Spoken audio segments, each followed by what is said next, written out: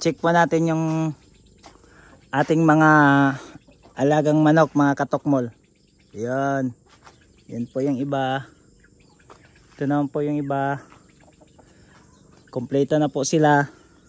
Maliban sa nakakulong. So, ito po ay i-close na natin. Ito po, i-close po natin to. Para kinabukasan, bago sila magsialisan, papakainin muna natin.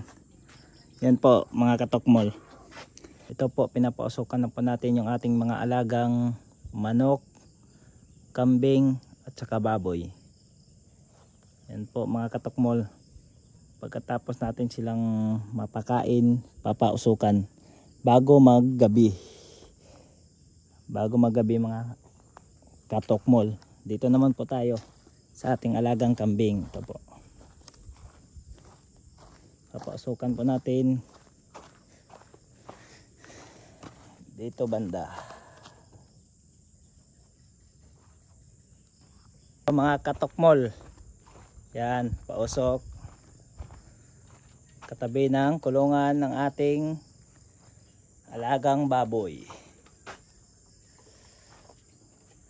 Yan po mga katokmol, maraming salamat po sa panonood.